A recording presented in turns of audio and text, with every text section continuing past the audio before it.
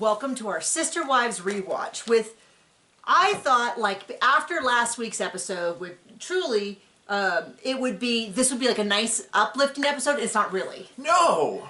I do need to make one clarification, because some people who saw the video last week got the impression that I was saying that Cody did nothing wrong with Trudy. Truly, my impression was just more of like, I'm not convinced that he caused her to get this sick, but there's tons of, I think like there's a good argument that sometimes kids get sick really quickly, and a lot of nurses backed me up on that. But he still did a lot wrong. Like, initially when Aspen and McKelty said... Like having 4 wives. Right off the bat Too many children he could not take care of. Well, the fact that it seems like as near as he could, he left Aspen in charge of it. But when she said, I have real concerns about Truly, he's like, I'm a dad, doesn't really, I know what a fever is, all of that. If she's going to be in charge, then she needs to be in charge. And she needs to be able to take, the fact that they kind of waited until, and then it seemed like the 10 days she was in the hospital, there was a lot of time he was not at the hospital. Well, Robin needs him. Right, and then a lot of people pointed out the fact that even if he didn't know that she went to the hospital, the fact that when he got back from looking at cars, he went to, I was incorrect, it was Robin's house, and I'm sure there's a lot of comments about that, but to go rest rather than going and checking on his sick child, he would have very quickly figured out she was not there. But anyway. He's got some spares. This is Season 6, Episode 17, Tragedy in the Family, which definitely... The tragedy was having to watch this. Well, this is the real tragedy. It was really sad, but it was kind of odd when they're like, oh, 5 months ago my brother died. And I was like, and you just scheduled it in now? Like, it definitely kind of felt like, I don't know. And then they had a whole episode on his father and his brother passing, which is incredibly sad, but it definitely felt like, and I'll get to this, definitely felt like his mom was a little bit like... Thanks for bringing the cameras, dude. Yeah, a little like that. So, 5 months late and bringing the cameras. And one of the big lines, I'll tell you what, if this isn't how he acted in real life, editing didn't do any favors, that the most emotional he was this whole episode is when he was talking about how he's been hiding his polygamy for years. They've been hiding it on national television. On Season 6, Episode 17 of their TV show that they're paid quite a bit of money for. I mean, it's really hard. It's. That's what she said. It's like those people who say that they're trying to silence me, and they're like on their 1-hour TV show weekly, and you're like, there's a lot of people being silenced. Not sure that the guy with the TV show is like the biggest example of, oh no, I have to hide my polygamy. I mean, if he had said in the past, we've had to hide our polygamy for so many years, and now I just really enjoy celebrating it, I'd be like, that's valid. But it's like he fell into this mindset that he had to hide, and it was so difficult, and then he never really came out of it. And he's still stuck with it many years later. He's still like, oh gosh, it's so hard for me. So they're planning this at Mary's house. They have 45 days until the commitment ceremony. I want to point out for you that when we got engaged June 20th, and we got married November 13th. Okay, so June, July, August, September, October, November. So just under 5 months between the day that we got engaged. It's okay, you don't remember the date. What, did I say it wrong? Yes. Did I say November 14th? I said November 13th, didn't I? I don't know why I said that. I have 13 on my mind. That's really funny. That's really funny. Anyway. You were so sure. I was so confident. But the point is, I got married under 5 months, and I planned the whole thing without it. So when they first said that they were having an event planner, I was like, it's not that big of a deal. And then for the event planner to be like, well, I normally need 10 to 12 months for this. I was like, what is going on? Now, I could understand one of the things that they did in this episode that they well, they didn't. What's interesting to me is they didn't really talk about this, because many people have told us over and over again that the commitment ceremony was nothing more than an excuse to get TLC to pay for Robin's backyard being redone. Right. I've heard that a bunch of times. And so I was really watching this episode, and if that's the case, which there's no reason to doubt, I'll get into why, they really, really hit it. They tried to hide the fact that I mean, it makes sense to me that they would just redo their backyard with the money rather than hiring space. But the fact that it was Robin's backyard, I feel like they really hit it. And I think it's one of the reasons why Robin only really talks twice this whole episode. And I feel like they go out of their way to hide the fact. So if you said redoing the backyard is going to take time, I go, oh, absolutely. Because every single vendor, we just talked to a family member who lives in another town who was saying the same thing. They call it Pagoslo. Yeah. Pagosa, they live in Pagosa Springs, and he was saying he's a real estate agent, and so he, if you don't know, real estate agents end up working a lot with like repair people because you're like, oh, before we can sell the house, we have to, we have to fix these things. That it's almost impossible to get someone, which I think we've mentioned many times, my great anger in life when we can't afford to get things fixed, the frustration of not being able to find anyone to do the work.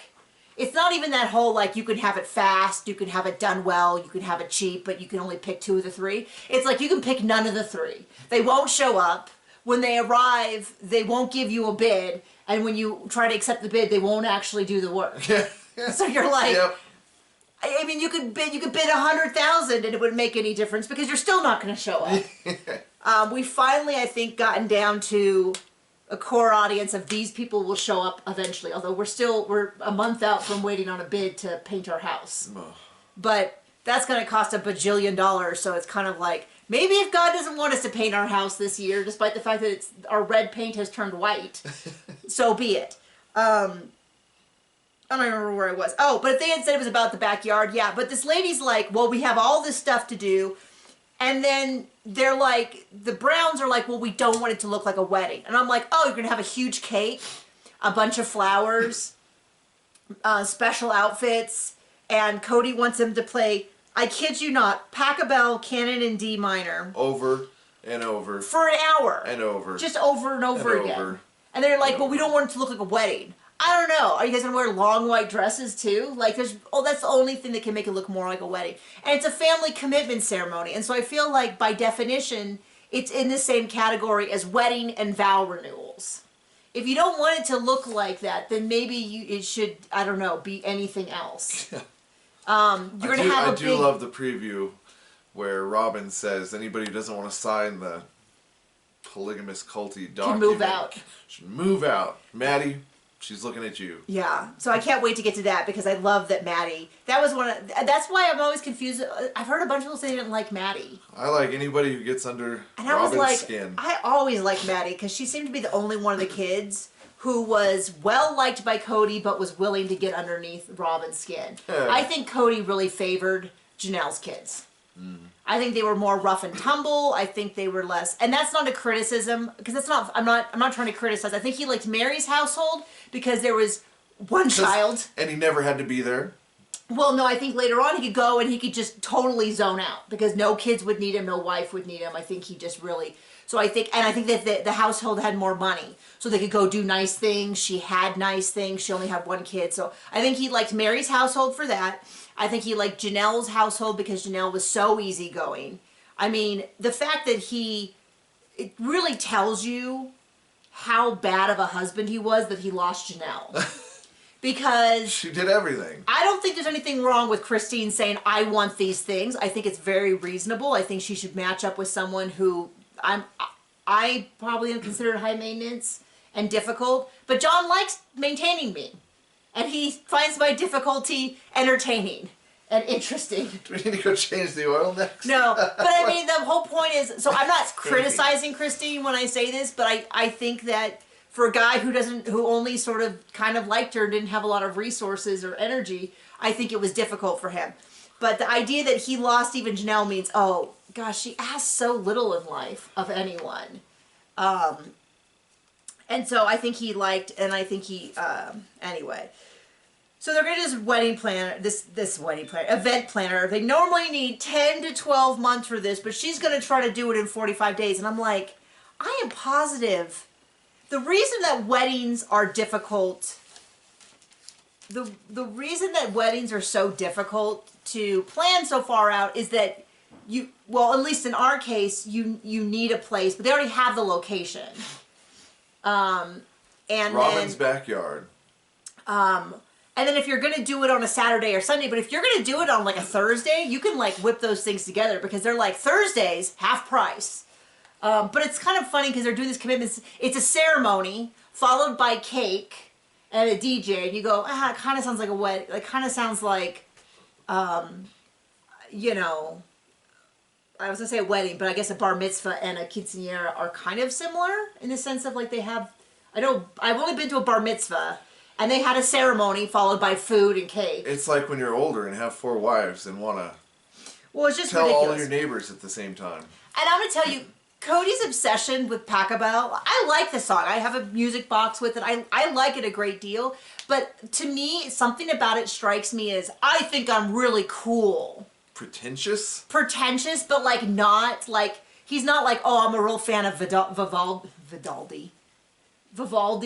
Or, you know what I mean? Like, it's not, it feels very much like me being like, I don't know.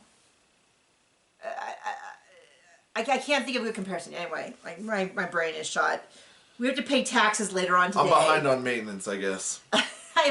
We have to pay taxes later on today. This stresses me out so bad. Even though it's not like we prepared it. We got all the information together, sent it to our CPA. Our CPA did all the work. If anyone should be stressed, it's him. Which he should be a little stressed. I've been with him for like almost 30 years. I've been with this company. My dad's company and my parents went to him before me. And they have massively screwed up on us just a couple of times.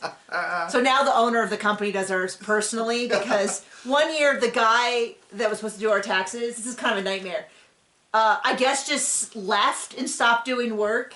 And so he didn't do our taxes, and so they didn't realize that. I don't understand exactly what happened.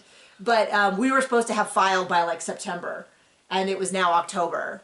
And I was like, hey, are we supposed to file? They're like, well, you have a business. You were supposed to file like a month ago. And I'm like, well, if only I had a CPA that was in charge of that. So I don't know what they had to do to make up for that.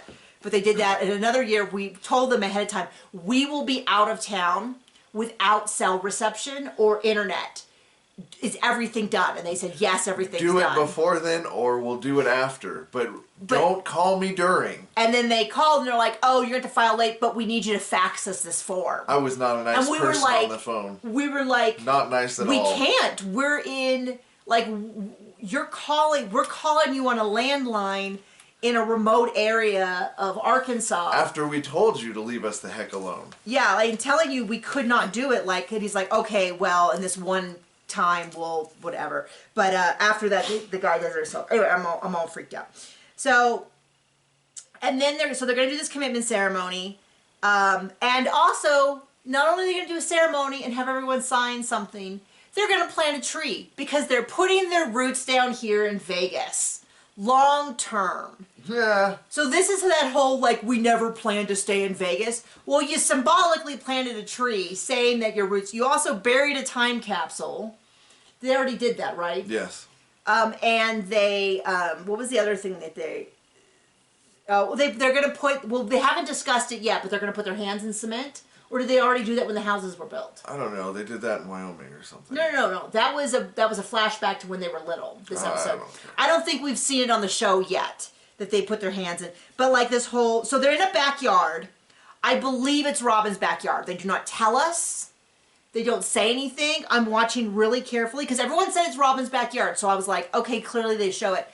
They go out of their way not to. Mary's actually there. I know it has to be Mary or Robin's backyard based on what we've previously seen. I'm 90% sure it's Robin's. I'm pretty sure you guys have told me it's Robin. But boy, do they hide it on the show. They go out of their way. They're putting down lines to show, like, this is where the grass will go, all of this. The guy hands the paper with the information to Mary. I think specifically to hide the fact that they're doing it for Robin. And this is what makes me think Robin has always known she was favored. And she felt she deserved it, 1,000%, but she knew that she would get criticized, so she was going out of her way to hide it.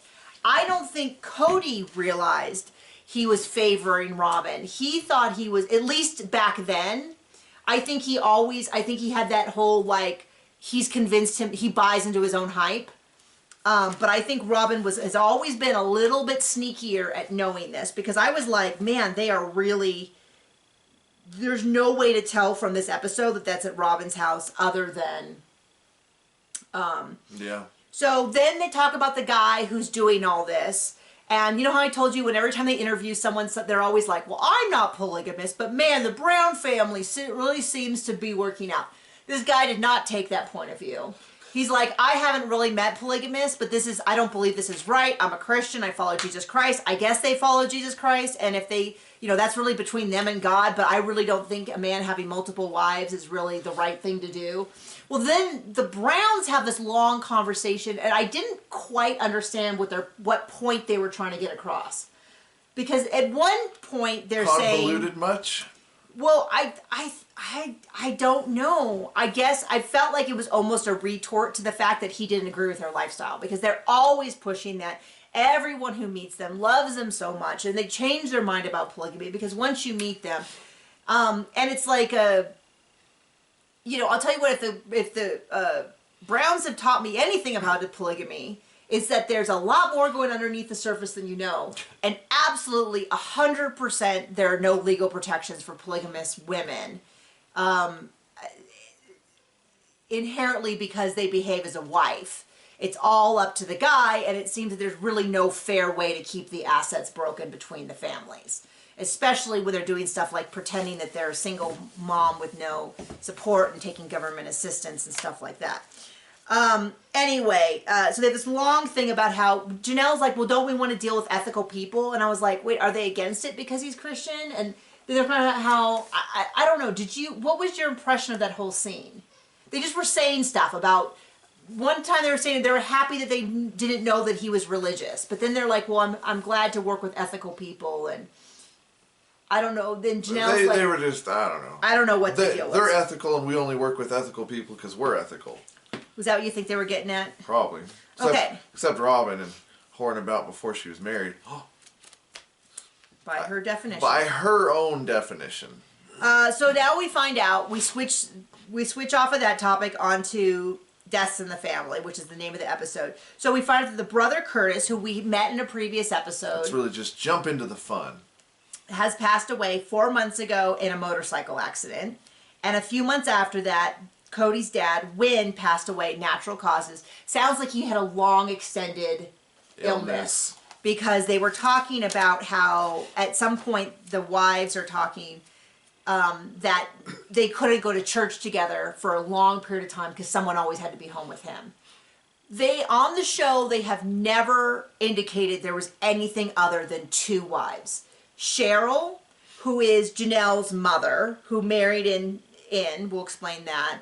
And then Cody's mom, who goes by either Janelle or Janelle. I have heard... Janelle said Janelle today, or yes, Janelle Christine said Janelle today. But in a previous episode, they always said Janelle. Cheryl always said Janelle.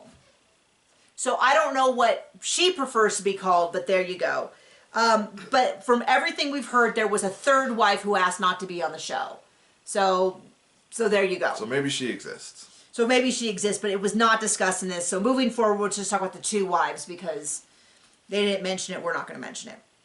So Cody's like, we're all going to go up to Wyoming. We're going to go up to the ranch up in Lovell, which is the other side of the state from where we lived. And then they're going to talk about the kid at the afterlife. They're going to do all of that. So Janelle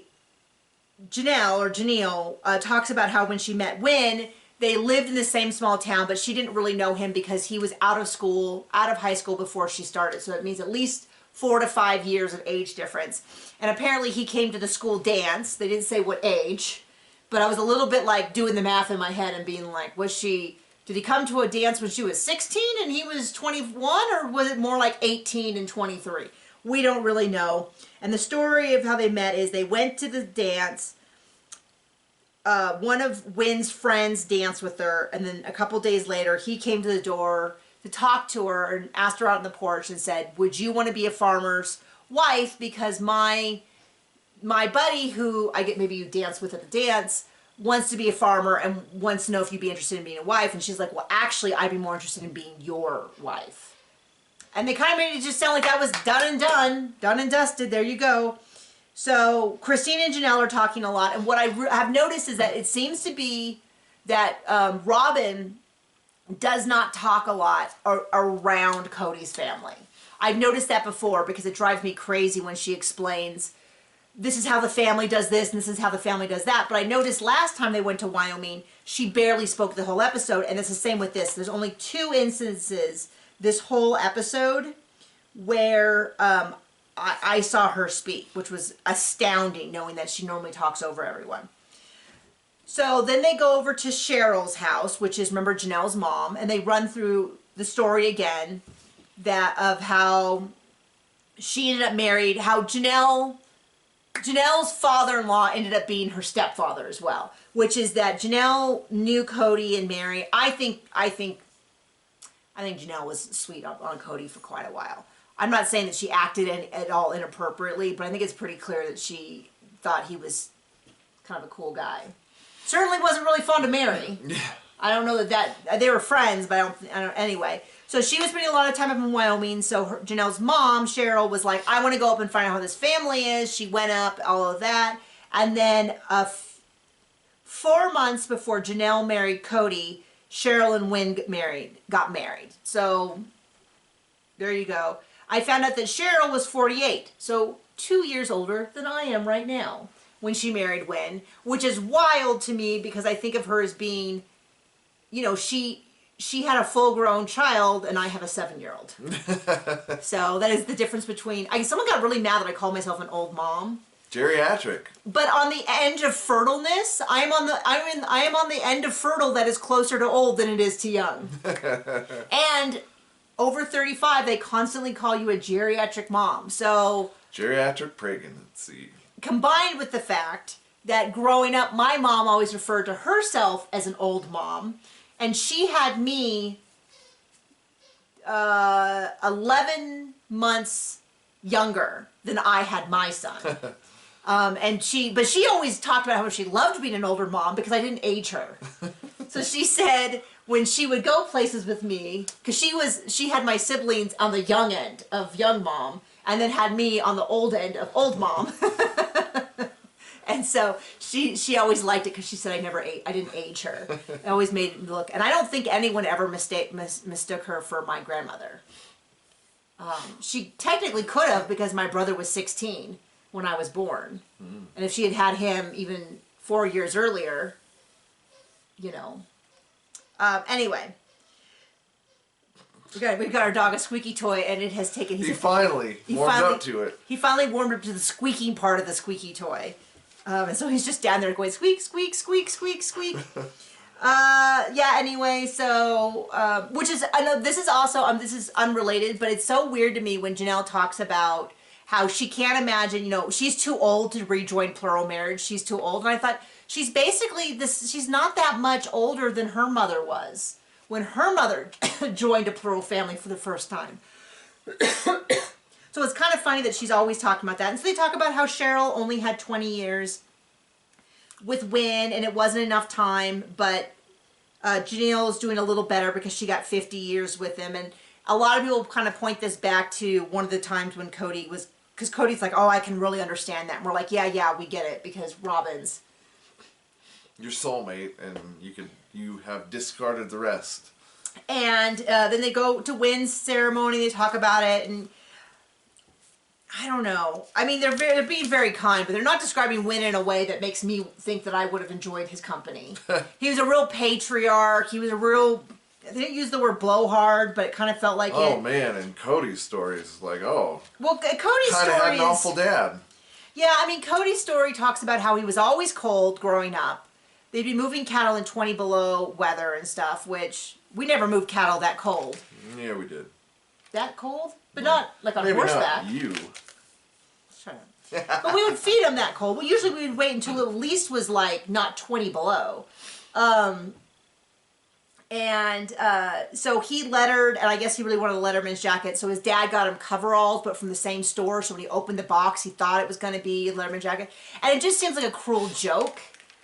It seems like unnecessarily cruel to But I don't know whether that was a case of like Cody jumping to conclusions, or what, and his dad being like, well, I told you a million times we can't afford to get you a Letterman's jacket, but I got you this. Or whether it was like when people wrap up gifts inside iPad boxes, specifically so that you think it's an iPad and then give them like, you know, an apple or something. an eye and a pad or something like that. What I've seen people do, which I just think is unnecessarily cruel for kids and stuff. And then Janelle talks about how she would fight with Win, and she would end it by saying, go to hell, and he'd say, I'll see you there, and stuff like that. So, I don't know. Then he's a big patriarch, and we know that, well, also... If you have to say it, you're probably an a-hole. Cody's nephew is on TikTok, and he's a stand-up comedian, but he also does a great deal of sister wife content. I don't follow all of it, but when it comes across my screen, I'll watch it. And it doesn't sound like the ranch was like a ranch. Like, we worked on a ranch. We knew a lot of people who grew up on ranches. It doesn't sound like their experience in the ranch was the typical, like, oh, we have to work hard, but a little bit more close to child labor. Yeah. You know, like, our neighbors have, you know, when we lived there, our neighbors had, I don't know, a bajillion kids. 4? Was it 4? Only 4? Lot. And they would work on the ranch, but they'd still go to school. They still did other activities. They would try to, like, make sure that the kids got to do the stuff that was important to them as kids, in addition to working on the ranch when that didn't interfere. And it doesn't sound like that was so much the experience of these other kids as it was, like, you can do that other stuff when it doesn't interfere with work stuff. So anyway, and then for some reason they decided it was super important for them to go visit the employers. It would look like they were a trophy or a clock company or something like that. Now this is not the people. Of Mary. Then these are people she worked for when Leon was born. Like into the 2 years prior to Leon. This is not. I've heard people say that the people she worked at in Utah were the same people. It clearly isn't, because they're not in Utah. But basically they go. Her name was John and Tori. John and Troy? Don't know. T. They had names. T, a bunch of letters, and a Y seems to be what I wrote down. It goes T Cool. and it goes like this. So, and they kind of explained that they knew she was a polygamist. They never discussed it though. She said actually it was a client who first said, oh, you know that family is polygamist. And they would send home like cookies and stuff for the kids, even though Mary only had one child. And so then she officially told him she was a polygamist. Yeah, Cody in here, in relation to, we already did that, about the whole like, I don't want to hide that I'm a polygamist. I'm like, yeah, you had 6 seasons of the show. Pretty sure everyone knows by now. They talk a little bit about Curtis and how Curtis was kind of the favorite until he married a Protestant woman and did not become a polygamist. And I guess kind of had a falling out with the dad, which is sad. Robin spoke for one of the first times all episode to talk about Erica, which is the widow. And to remind you, Maddie met her future husband Caleb at the funeral around Curtis's, which they haven't really mentioned now. Some people think it's really weird, but it's not like any way, shape, or form they're closely related. Right. It was her uncle's wife's, so no blood relation, we're already good there, like nephew or something like that. So it's you know, I don't think it's that weird. I kind of feel like if you haven't spent a lot of time in a small town, if you can get someone who's not blood relation, it's all fair. Like that's all there is. And sometimes that rule's fudged. Well, and it's no, yeah. So it's not fudged in this case. So, but it's like no different than sisters dating brothers. And in fact, I would say sisters dating brothers is way, way, way closer than your uncle's wife's cousin or something like that. So I don't know why people, but there is an age difference. But we'll get there when we get there. So then Cody sits down with his mom, and his mom looks like she cannot waste time on this fool. I don't know whether she's annoyed with Cody because maybe he hasn't been very attentive till now and now he wants to do it on camera. I don't know whether it's just the camera. I don't know whether she's sick of talking about this, whether she doesn't want to show emotions and so she's hiding it. But she seemed so annoyed because he's like, hey mom, are you keeping busy? Well, I'm a grandmother of 70 grandkids. Of course I'm keeping busy. Well, do you want to come and do an extended visit? And she's like, oh, no. You know, like she seems just nothing. And then But then he talks a little bit about Curtis, and she says she's been reading a lot of his poetry, and it's really bringing her down. So I'm like, maybe this is just grief. And when you're like in that grief hole and people are like trying to have these conversations, you feel a little bit like, can you not bother me? I'm in this place and I'm really deep in my thoughts and my feelings, and you're really asking me to perform for camera or something. I don't know if that's what it was. And then they have a little brief conversation about, well, what if Cody passes? What will our family look like? And I just kind of felt like, and then of course Robin had all these opinions, and I kind of was just still like, they showed flashbacks of Janelle and Cheryl talking about how it was hell in the beginning. And I'm like, I appreciate them being honest, but, you know, I don't know why they think that, I just don't see where it's worth it. I've just never seen where it's worth it. Like, well, we'll all have a built-in friend. You can have friends that aren't boinking your husband. And in fact, I feel like they would have a lot, I feel like my friend who is not married to John, FYI, has a lot more space for me than, you know what I mean? Like, we can have these great talks and then we can both go back to our husbands and we're not like trying to split it up. It's just so weird to me. It's like, also it's like, when I really needed something, my sister-in-law said, hey, if you need me to drive with you to this place, because John would have to stay home with I almost call him the baby, my young son and his mother and the animals, and I needed to go somewhere for my family, my sister-in-law said, well, I'll fly out and drive up with you. And it's like, you know what's great is that I would have someone who, she didn't end up needing to do it, but has someone who's not emotionally involved in this, you know, really difficult situation. And then instead my sister went. Like, also another person not sleeping with my husband. I mean, I'm just telling you, the number of people in my life who are not sleeping with my husband, that are helping me with things that they swear only sister wives can do, is endless.